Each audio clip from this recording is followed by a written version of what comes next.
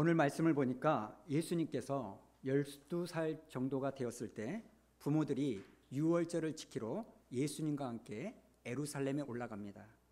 그리고 그 예루살렘에서 다시 돌아오는데 거기서 예수님을 잃어버린 에피소드가 등장하죠. 그런데 여러분, 왜 이런 이야기가 성경에 기록되어져 있을까요? 우리가 보기에는 헤어졌다가 잠깐 만난 거, 아주 사소한 이야기인데 왜 누가는 이 사건을 성경에 기록해서 우리로 하여금 이걸 보도록 할까요? 그 이유는 바로 오늘 말씀이 우리에게 주시는 메시지가 있기 때문입니다. 오늘 말씀처럼 요셉과 마리아가 예수님을 잃어버린 것처럼 우리도 종종 우리의 삶에서 예수님을 잃어버릴 때가 있기 때문입니다. 자, 43절을 읽어볼까요? 시작. 그 날들을 마치고 돌아갈 때에 아이 예수는 예루살렘에 머무셨더라. 그 부모는 이를 알지 못하고. 지금 마리아와 요셉은요, 예수님을 잃어버렸는데도 그 사실을 알지 못하는 거예요. 44절에 보니까 그냥 동행 중에 있겠거니 그렇게 생각한 겁니다. 여러분, 이게 슬픈 거예요. 지금 예수님과 나는 동행하고 있지 않는데도 나는 예수님과 동행하고 있다고 착각하는 겁니다. 이 모습을 우리에게 적용하면 아프죠.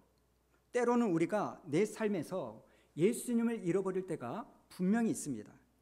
내가 지금 예수님을 잃어버렸는데도 나는 내가 이 예수님을 잃어버렸다, 이걸 모르는 겁니다. 그리고 착각하죠. 나는 지금 주님과 동행하고 있다, 이렇게 착각하는 거예요. 구약 성경을 보면 하나님을 잃어버렸는데, 그리고 더 이상 하나님이 그와 함께하지 않는데도 이 사실을 몰랐을 뿐만 아니라 여전히 나는 하나님과 동행하고 있다, 이런 착각을 한 사람이 있습니다. 그 사람이 바로 삼손이죠. 저는 특별히 사사기 16장에 나오는 20절의 말씀이 성경에서 나오는 말씀 중에 가장 슬픈 말씀 중에 하나라고 생각합니다. 20절을 보십시오. 드릴라가 이르되 삼손이여 블레셋 사람이 당신에게 들이닥쳤느니라 하니 삼손이 잠을 깨며 이르되 내가 전과 같이 나가서 몸을 떨치리라 하였으나 그 다음에 뭐라고 나옵니까? 여호와께서 이미 자기를 떠나신 줄을 깨닫지 못했다, 이렇게 나옵니다. 여러분, 하나님은 이미 삼손을 떠났습니다. 하나님은 삼손과 함께하지 않는 거예요. 그런데 삼손은 이걸 모르는 거예요. 여전히 나는 하나님과 함께하고 있다고 착각하는 겁니다. 그러니 나중에 우리가 아는 것처럼 두 눈이 뽑히는 비참한 수치를 당하는 거예요. 그런데 여러분, 혹시 이런 모습이 우리의 모습은 아닐까요? 나는 지금 하나님과 함께하고 있다고 착각하고 있지는 않습니까? 어쩌면 오늘 이 자리에 하나님을 놓쳐버린 분이 있을지도 모르겠습니다. 지금 예수님과 전혀 상관없는 삶을 살고 있는 겁니다. 그런데도 나는 주님과 함께하고 있다고 착각할 수가 있다는 거예요. 이것을 교회로 확대해 보면 지금 이 시간에도 수많은 교회에서 하나님을 예배하고 있는데, 그러나 그 예배에 하나님이 함께하고 있지 않음에도 불구하고 어쩌면 우리는 나만의 착각, 하나님이 우리와 함께하고 있다고 착각하고 있을 수도 있다는 겁니다. 여러분, 우리가 두려워해야 될 게 뭔지 아십니까? 예배를 받으실 하나님이 이 자리에 함께하지 않는 겁니다. 교회는요, 하나님이 떠나시면 안 됩니다. 사실 교회는요, 하나님만 계시면 되는 거예요. 하나님을 잃어버린 교회, 그런데 하나님을 잃어버렸는지도 알지 못하는 교회, 하나님이 없어도 아무런 문제가 없이 잘 유지되는 교회, 저는 우리 교회가 이런 교회가 되지 않기를 바랍니다. 그리고 또 하나, 오늘 말씀을 보면 이 요셉과 마리아의 또 다른 문제가 나옵니다. 얼핏 보면 이 부모들이 예수님을 잃어버린 것만 문제인 것처럼 보이지만 그렇지 않습니다. 오늘 말씀을 보면 두 가지 실종 사건이 나와요. 부모가요, 예수님을 찾고 나서 묻죠. 애야, 너는 왜 우리를 근심케 하냐? 그랬더니 49절에 예수님께서 이렇게 말합니다. 우리 한번 읽어볼까요? 시작. 예수께서 이르시되 나를 찾으셨나이까? 내가 내 아버지 집에 있어야 될 줄을 알지 못하셨나이까 하시니. 지금 예수님은 성전에 계셨는데 이 성전을 뭐라고 말해요? 내 아버지의 집. 이 말은 내가 하나님의 아들이라는 겁니다. 그런데 그 다음 50절을 보니까 뭐라고 나오냐? 그 부모가 그가 하신 말씀을 깨닫지 못했다는 거예요. 여러분, 이 말씀이 굉장히 중요합니다.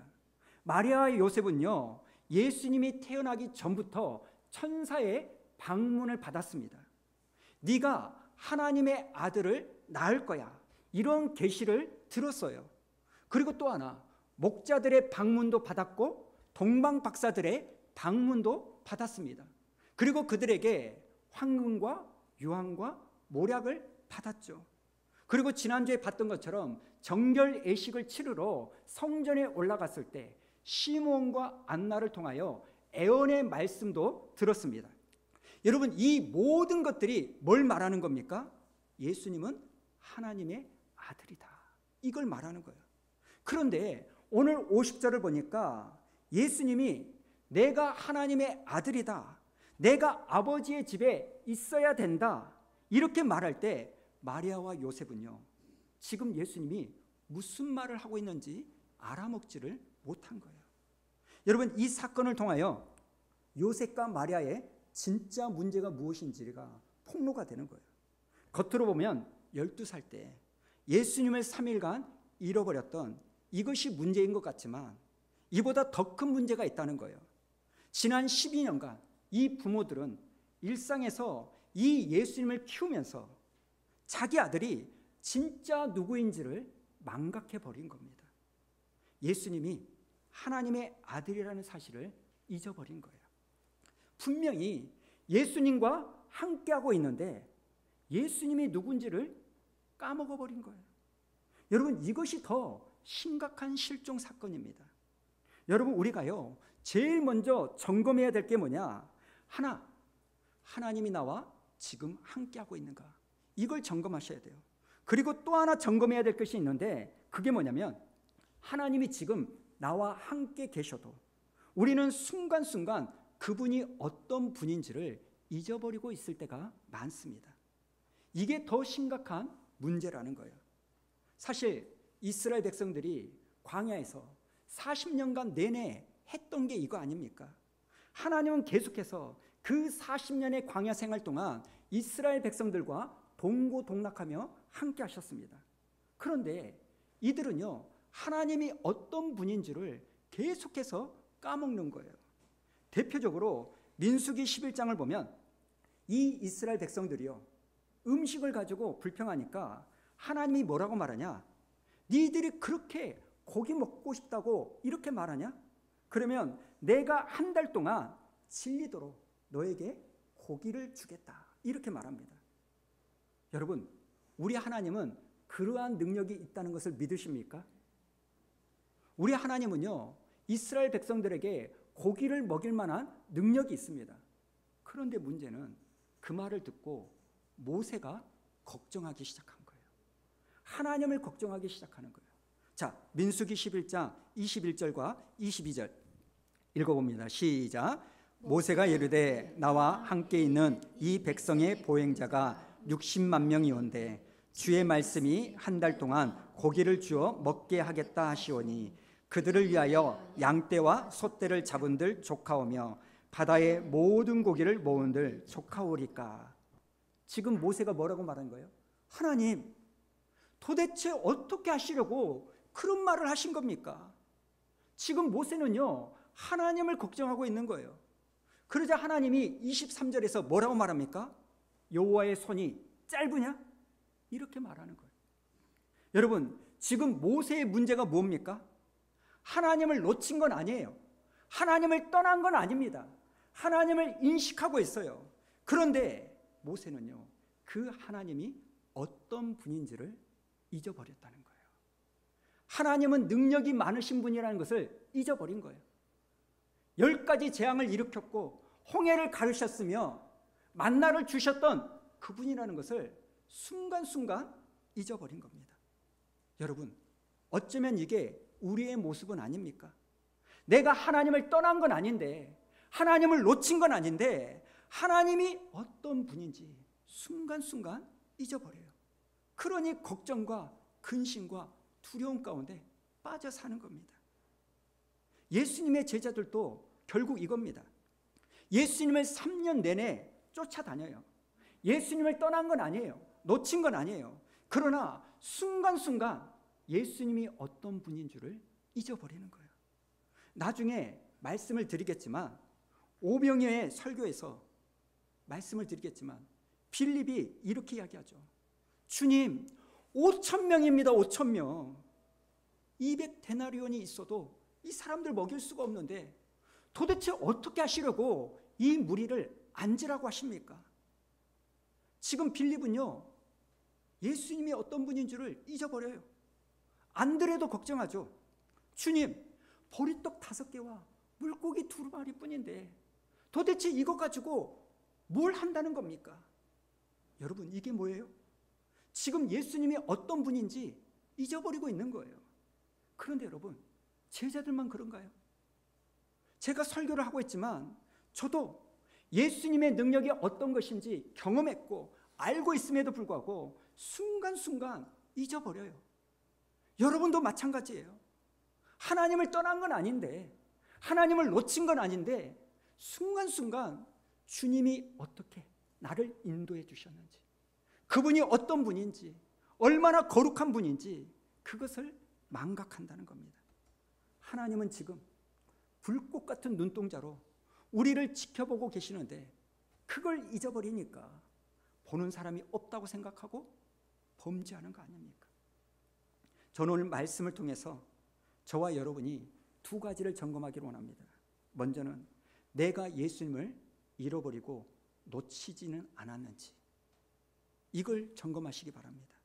그리고 또 하나, 내가 예수님을 떠난 건 아닌데 예수님과 함께 하고 있기는 하는데 그분이 어떤 분인 줄을 내가 망각해서 현실의 무게에만 눌려가지고 안달복달하고 있지는 않는지 돌아보는 여러분 되기를 원합니다. 그래서 여러분이 예수님을 다시 찾는 은혜가 있기를 축원합니다. 자, 그렇다면 이렇게 잃어버린 예수님을 오늘 말씀해 보니까 어디서 찾습니까? 어디서 찾죠? 성전에서 찾았다는 거예요. 자, 49절 우리 한번 읽어볼까요? 시작.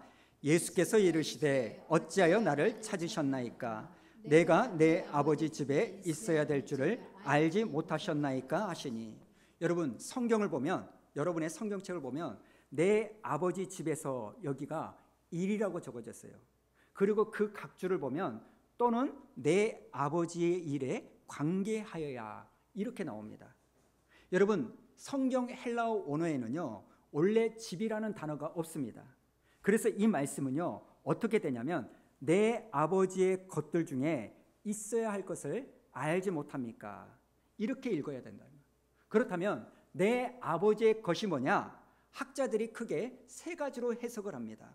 첫 번째로 가장 우세한 해석이 뭐냐면 아버지의 것은 아버지의 집을 의미한다.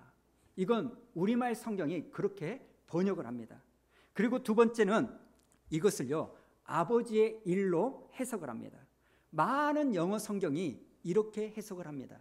그리고 세 번째 해석이 뭐냐? 아버지의 것을 아버지의 사람들, 이렇게 해석을 합니다. 그런데 이 3가지가 다 은혜가 되는 거예요. 먼저 한글 성경이 번역한 대로 내가 내 아버지의 집에 있어야 됩니다. 이것을 보면 결국 우리가요 잃어버린 주님을 어디서 찾을 수 있다는 겁니까? 아버지의 집에서 찾을 수 있다는 것을 여러분이 아셔야 돼요. 그 어떤 장소보다도 아버지의 집, 성전, 교회에서 주님을 찾을 수가 있다는 겁니다. 시편 73편을 보면 아삽이라는 사람의 시가 나옵니다. 자, 1절부터 3절까지 우리 한번 읽어볼까요? 시작. 하나님이 참으로 이스라엘 중 마음이 정결한 자에게 선을 행하시나 나는 거의 넘어질 뻔하였고 나의 걸음이 미끄러질 뻔하였으니 이는 내가 악인의 형통함을 보고 오만한 자를 질투하였음이로다. 이렇게 쭉 시편 기자의 불평이 이어지는데 한마디로 이런 거죠. 하나님, 대체 이해가 안 됩니다. 왜 이 세상에서 악인은 잘 삽니까? 왜 악인은 죽어도 평안히 죽고, 근데 왜 의인은 그런 고난 가운데 살아야만 됩니까? 이렇게 16절까지 쭉 불평을 하는데 17절에서 이 사람이 이런 이야기를 해요. 한번 보세요. 하나님의 성소에 들어갈 때야 그들의 종말을 내가 알았다. 지금 이 사람은요, 계속해서 불평을 합니다. 하나님, 왜 그렇게 악인이 형통하는 겁니까? 왜 의인은 고통 가운데 살아야 됩니까? 이건 형편이 맞지 않아요. 이해할 수 없습니다. 이렇게 불평을 하다가 어디서 깨달음을 얻었다는 거예요? 하나님의 성소에 들어갈 때 깨달음이 임한 거예요. 무슨 깨달음입니까? 아, 악인의 종말은 좋지가 않구나. 심판이 있구나. 이것을 성소에 들어갈 때 알았다는 겁니다. 사랑하는 여러분, 잃어버렸던 주님, 잃어버렸던 하나님을 결국 우리가 어디서 찾을 수 있냐? 여러분이 아버지의 집에 오셔야 되찾을 수가 있다는 겁니다. 그러니 여러분, 아버지의 집에 오는 거 결코 쉬지 마시기를 바랍니다. 우리가 말씀을 듣다가 주님을 다시 찾는 겁니다. 가끔은 이런 장소적 차원에서의 성전을 부정적으로 말씀하시는 분이 있습니다. 물론 우리의 몸이 성전, 교회다. 성경은 말합니다. 교회는 원래 건물이 아니라 구원받은 사람들의 모임이라고 정의합니다. 맞는 말이죠. 그러나 여러분, 그렇다고 해서 구원받은 사람들이 모여서 예배하는 이 장소가 소중하지 않다. 그건 아니라는 겁니다. 출애굽기를 보면 출애굽의 그 거대한 구원의 역사가 어떤 이야기로 마무리되는지 아십니까? 하나님의 성막이 완성되는 이야기로 출애굽기가 마무리가 돼요. 출애굽기의 40% 가까이가요, 성막을 짓는 이야기로 구성이 되어 있습니다. 또 이스라엘 백성들이 광야 생활을 할 때 12지파가 성막을 한가운데 두고 3지파씩 동서남북에 자리를 잡고 이동을 합니다. 그들의 삶의 중심에 뭐가 있는 거예요? 성막이 있는 거예요. 여러분, 하나님이요, 이 성막을 얼마나 귀하게 여기셨냐면 이 성전은요, 아무나 지을 수 없게 말씀하셨어요. 그래서 다윗은 사모하는 마음도 있고 모든 준비가 다 되었지만 하나님이 안 돼. 그래서 못 지은 거예요. 여러분, 짓고 싶어도 못 짓는 게 성전입니다. 에스겔서 47장을 보면 성전에서 물이 흘러나오는데 측량해 보니까 발목, 무릎, 허리 이렇게 차올라요. 무슨 말입니까? 앞으로 이 성전을 통하여 이스라엘 백성들이 회복될 환상을 보여주는 거예요. 사랑하는 여러분, 그러하니 아버지의 집, 성전, 교회를 소중하게 여기시는 여러분 되기를 축복합니다. 그리고 두 번째는 아버지의 일들로 번역될 수가 있다는 거죠. 킴 제임스 버전을 보니까 My Father's Business 이렇게 나옵니다. 내가 아버지의 일을 해야 한다. 이렇게 주님이 말하는 거예요. 그러니까 여러분, 우리가 잃어버린, 놓쳐버린 예수님을 다시 찾을 수 있는 방법이 뭡니까? 하나님의 일을 열심히 하다 보면 내가 하나님을 다시 찾을 수가 있다라는 겁니다. 왜냐하면 예수님께서 그런 말씀하셨죠. 나는 내 아버지의 일을 하러 왔다. 이렇게 말했기 때문입니다. 사랑하는 여러분, 귀향이면 하나님의 일에 동참하는 여러분 되기를 축복합니다. 그게 하나님을 만나는 길이에요. 우리가 잘 아는 사도 바울은요, 예수님을 아주 짧게 만난 사람입니다. 다메섹 동상에서 아주 잠깐 환상 중에 예수님을 만났을 뿐입니다. 바울은 예수님을 길게 만난 사람이 아니에요. 그런데 그 누구보다도 이 예수님에 대하여 깊고 넓게 아는 사람이 바울이었습니다. 서신서를 보시기 바랍니다. 예수님이 어떤 분인지를 그 어떤 사람들보다 너무나 풍성하게 설명을 해주고 있는 거예요. 빌립보서 2장을 보니까 이렇게 말하죠. 그는 근본 하나님의 본체시다. 여러분, 어떻게 12 제자들처럼 3년 반 동안 동고동락도 하지 않았는데, 바울은 예수님을 아주 짧게 만났을 뿐인데 어떻게 이렇게 예수님에 대하여 깊은 이해를 할 수 있을까요? 이유는 딱 하나예요. 사도 바울은요, 예수님의 일을 했던 사람이기 때문입니다. 3차례에 걸쳐서 세계 전도 여행을 갔던 사람입니다. 엄청나게 많은 길을 걸으면서 주님의 일을 했던 사람이 바울입니다. 그렇게 예수님의 일을 하다가 예수님을 더욱 깊게 만난 사람이라는 거예요. 그러니 여러분, 누가 하나님을 모릅니까? 하나님의 일을 안 하는 사람은 하나님을 모르게 되어 있습니다.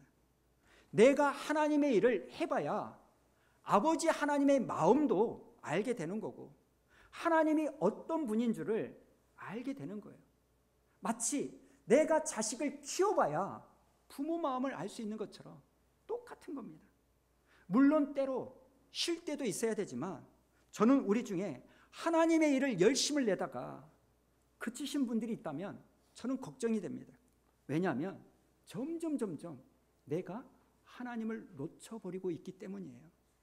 예수님이 한탄하셨습니다. 추수할 것은 많은데 추수할 일꾼이 너무나 적다. 하나님께서 이 땅을 보실 때 두 개가 딱 부족하다고 말합니다. 하나가 뭡니까? 신령과 진정으로 예배하는 사람이 부족하다. 그래서 나는 예배하는 자를 찾는다, 이렇게 말하고, 또 다른 하나는 추수할 일꾼이 적다, 이렇게 말합니다. 교회마다 일꾼이 적습니다. 대부분의 교회가 소위 20%만 헌신하고 나머지 80%는 손님처럼 다닌다고 말합니다. 오늘 이 말씀을 통해서 하나님의 탄식이 여러분의 귀에 들리고, 주님, 내가 여기 있사오니 나를 써주십시오, 이렇게 고백하는 은혜가 있기를 축복합니다. 사실 저는요, 작년 말부터 하나님께서 저에게 부담을 주고 책망하는 사건이 하나 있습니다. 그게 뭐냐면 교회 학교를 살리라고 말씀하시는 거예요. 우리 고목사님 혼자 그 무거운 짐을 지도록 만들지 말라는 거예요. 그런데 제가 핑계를 대고요, 버티고 있었습니다. 하나님, 지금은 할 사람이 없어요. 지금 성도들은 할 만큼 하고 있다고요. 그러다가 제가요, 항복을 했습니다. 그래서 지난주부터 주보 안에 교회 학교에 대한 글을 좀 써가지고 올리고 있어요. 제 자신부터 정리를 해보려고 하는 겁니다. 오늘 주님의 이름으로 권면을 좀 드립니다. 내 아이의 신앙교육 우리가 시키겠다, 이 마음으로 여러분 고민하시고 기도해 주십시오. 나는 실력도 없고 능력도 없어, 나는 그럴 자격도 없어, 그러지 않습니다. 여러분, 한 사람 한 사람이 필요합니다. 교회학교 교사에 대한 콜이 있을 때 여러분 믿음으로 응답해 주시기를 주님의 이름으로 축원합니다. 그래서 하나님의 일을 하다가 하나님을 만나는 은혜가 있기를 바랍니다. 그런가 하면 세 번째, 하나님의 사람들 가운데 있어야 됨을 알지 못합니까? 이것으로 번역할 수가 있다는 거예요. 여러분, 우리가 언제 잃어버린 주님을 만날 수 있느냐? 하나님의 사람들과 함께 있을 때, 그들에게 역사하는 하나님의 일들을 보고 들을 때 내가 하나님을 다시 만날 때가 많다는 겁니다. 여러분, 내가 누구와 함께 있느냐가 굉장히 중요합니다. 구약에 보면 에서와 야곱은 쌍둥이였지만 그들의 삶은 완전히 다릅니다. 에서는 영적인 것에는 관심이 없습니다. 예배에도 관심이 없고 장자권에도 관심이 없습니다. 그런데 야곱은요, 영적인 축복에 관심이 완전히 많아요. 이 쌍둥이들의 삶을 가른 것은 딱 하나예요. 시간을 누구하고 보내느냐, 이겁니다. 창세기 25장을 보니까요, 한번 보여주실래요? 형 에서는요, 들판에서 시간을 보냅니다. 사냥을 하면서 보내죠. 믿지 않는 사람들과 보내는 거예요. 그런데 야곱은 다릅니다. 야곱은 조용한 사람이라서 어디에 있었다고요? 장막 안에 있었다, 이렇게 말합니다. 그리고 여러분, 그 장막 안에는 하나님의 사람들이 있었다는 것을 기억하셔야 돼요. 나중에 자세히 말씀드리겠지만 아버지 이삭과 어머니 리브가만 있었던 것이 아니라 무려 15 5년을 믿음의 조상이었던 아브라함 할아버지와 야곱은 같이 보낸 거예요. 그러니 이 둘의 삶이 달라질 수밖에 없는 겁니다. 여러분, 하나님의 사람들과 함께 시간을 보내십시오. 그래야 우리가 잃어버린 주님을 다시 찾을 수가 있습니다. 혹시나 오늘 이 자리에 주님을 놓치신 분이 있다면 하나님의 집에서 하나님의 사람들과 하나님의 일을 하면서 주님을 다시 만나는 은혜가 있기를 축복합니다. 그리고 또 하나 중요한 포인트가 하나 있는데요. 이제 초점을 예수님께로 옮겨보겠습니다. 오늘 말씀을 보면서 놀라운 게 뭐냐면 12살에 불과한 예수님이요, 자기가 누구인지를 정확하게 알고 있었다는 거예요. 예수님은 자기가 하나님의 아들이라는 것을 똑똑히 알고 있었습니다. 여러분, 왜 이게 중요한지 아십니까? 사람은요, 자기가 누구인지를 알아야 거기에 걸맞게 행동하기 때문입니다. 정상에서 만납시다, 이 책을 보면 이런 이야기가 나옵니다. 사진 다음 거 보여주실래요? 17년을 전응아로 살았던 빅터라는 이 사람은 1912년도에 영국에서 태어났습니다. 그런데 15살이 되던 해에 학교에서 선생님이 빅터 나와가지고 이 문제 좀 풀어봐, 이걸 시킨 거예요. 그런데 그 문제가 너무너무 쉬운 문제예요. 그런데 이 빅터가요, 그 쉬운 문제를 못 푼 거예요. 그랬더니 선생님이요, 폭언을 해버립니다. 너는 왜 그렇게 전응하냐? 왜 이렇게 쉬운 문제도 풀지 못하냐?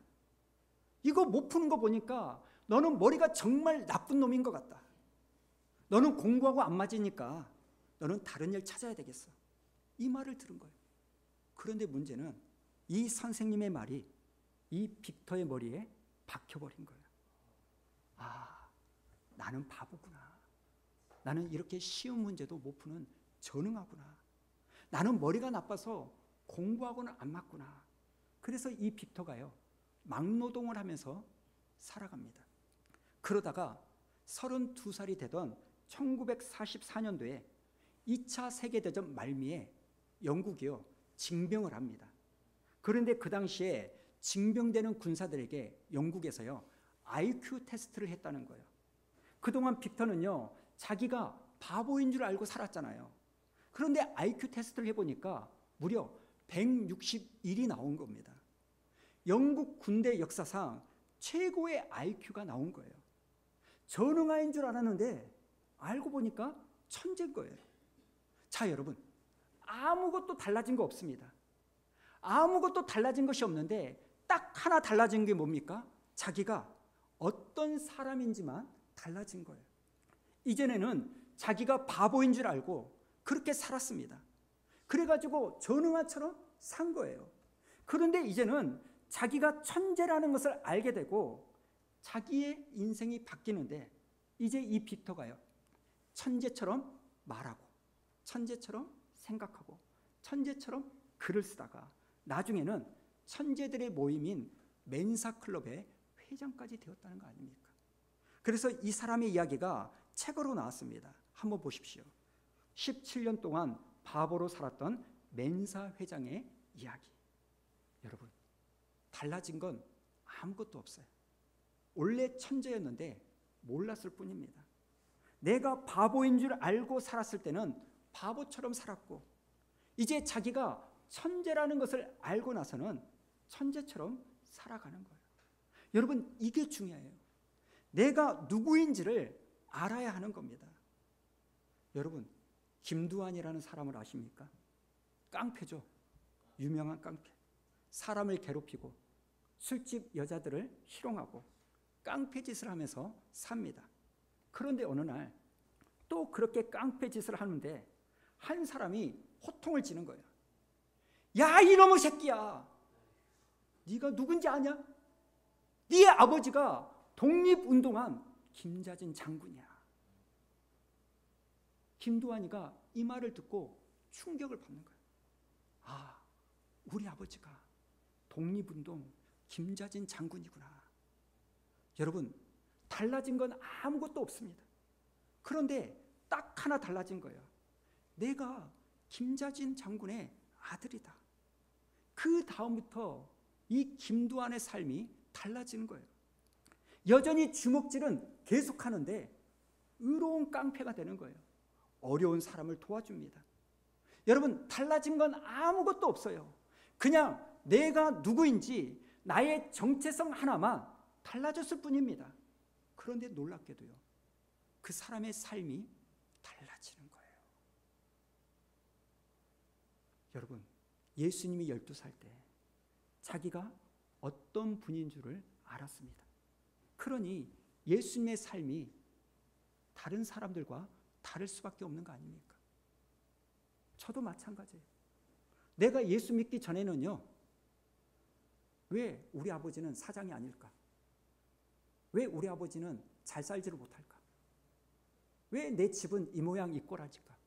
근데 내가 예수를 만나고 나서 내가 하나님의 자녀구나, 그걸 자각한 다음 내 삶은 원망과 불평보다는 감사와 고마움이 넘쳐나는 거예요. 여러분, 내가 목사라는 것을 자각하니까 목사이기 이전의 삶과는 다르게 살 수밖에 없는 거 아닙니까? 오늘 말씀을 통해서 여러분이 나는 누구인지를 제대로 아는 은혜가 있기를 축복합니다. 여러분, 우리는요, 아메바와 같은 단세포가 우연히 진화해서 만들어진 존재가 아닙니다. 저와 여러분은 한때 부모님의 불장난으로 태어난 존재가 결코 아닙니다. 여러분은 만세 전부터 택함을 받아서 하나님의 형상으로 하나님께 지음을 받아 하나님의 선한 목적을 위하여 이 땅에 태어난 존재임을 믿으시기 바랍니다. 에베소에 나오는 말씀처럼 우리는 그가 만드신 바라. 여러분, 이게 헬라어로 포이에마 아닙니까? 하나님의 걸작품이 저와 여러분이라는 거예요. 그러니 여러분, 내가 누구인지를 분명히 아시는 은혜가 있기를 원합니다. 여러분은 하나님의 형상으로 지어진 하나님의 작품입니다. 오늘 말씀을 마치겠습니다. 오늘 두 가지를 점검했으면 좋겠습니다. 나는 주님을 떠나 있지는 않는지 돌아보십시오. 또 하나, 내가 주님을 떠나지는 않았는데 순간순간 주님이 어떤 분인지를 망각하고 있지는 않는지 기억하는 여러분 되기를 원합니다. 그리고 마지막, 예수님은 자기가 하나님의 아들이라는 것을 분명히 알았습니다. 여러분도 하나님의 자녀인 줄로 믿습니다. 그러면 여러분, 달라진 건 없다 할지라도 내가 누구인지를 알면 여러분의 삶은 달라지게 되어 있을 줄로 믿습니다. 오늘 이 주님을 다시 찾는 저와 여러분 되기를 축복합니다.